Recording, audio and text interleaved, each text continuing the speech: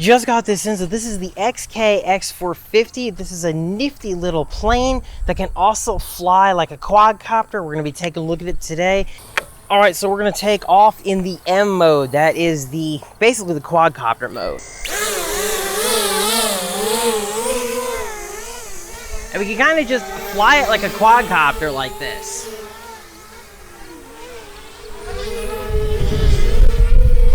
Very cool how it has the LEDs. Now if we switch to V mode, it's gonna go vertical. So we can press V mode, and immediately we're flying vertically. We'll switch back to M mode, just straighten us out, and let's get out there and fly a little bit. Wow, this thing is really fun. We have the wind whipping out here too.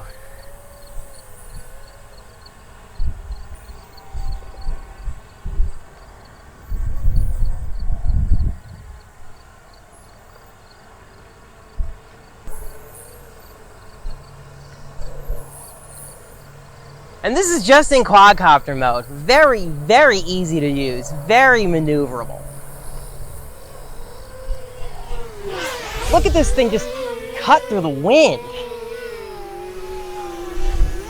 Holy crap.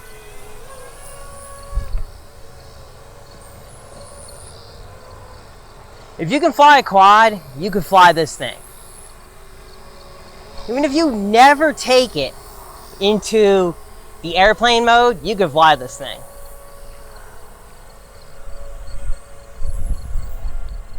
If you were wondering how this thing behaves in the wind, there's your answer, guys.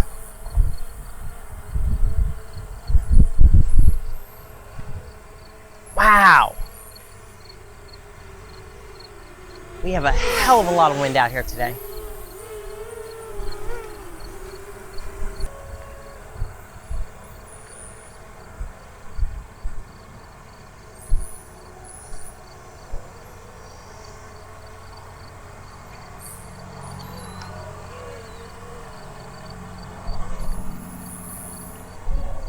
Look at her soar. Wow.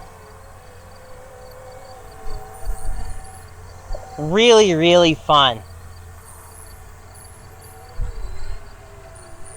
I'm gonna put it into the airplane mode, and you're gonna see it goes fast. All right, so now I'm in the 6G mode. Oh boy, and I'm down, and I'm down.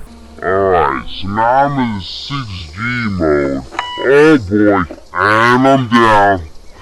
And I'm down. Eee.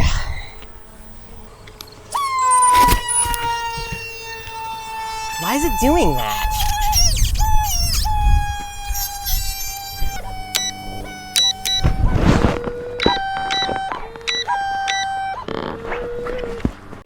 Let me show you what happens. So this is that motor, right? And this is the servo that moves that motor's position. Now let's take a look here.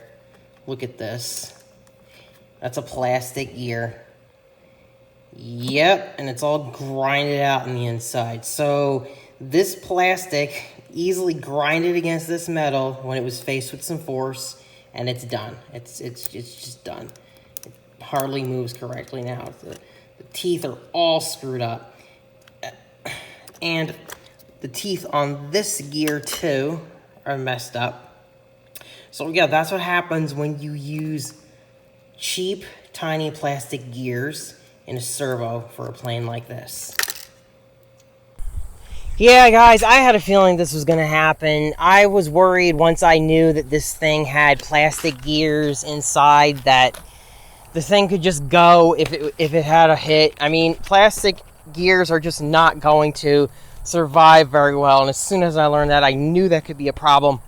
And as you can see, boom, one little crash and it was done. Can I really recommend the X450? Nope. Nope, not if it's that simple to break. In my opinion, that's just too easy. Just too easy to break. I've seen people recommend, oh, go ahead and put an FPV camera on this thing and fly it around FPV. What's going to happen when you crash? What's going to happen when you actually crash into the ground? And this ground isn't even really, you know, super hard. It's a bunch of weeds. There you go. That's the X450. Maybe, look, maybe if you were willing to buy some gears, buy some metal gears and do some work to this thing, that would be awesome. That would probably make this thing awesome. It's just a shame that XK did not go ahead and do that from the beginning. So for now, this is garbage. All right, guys, that's it for the review. If you like this, please give me a thumbs up. If you didn't like it, well, you know where that button is. And as always, I try to give you guys the real deal, the honest deal about what's going on with this stuff. And yeah, I hope you appreciate that. And as always, have a great day, guys. I'm going to do some flying with something else. All right, you guys take care.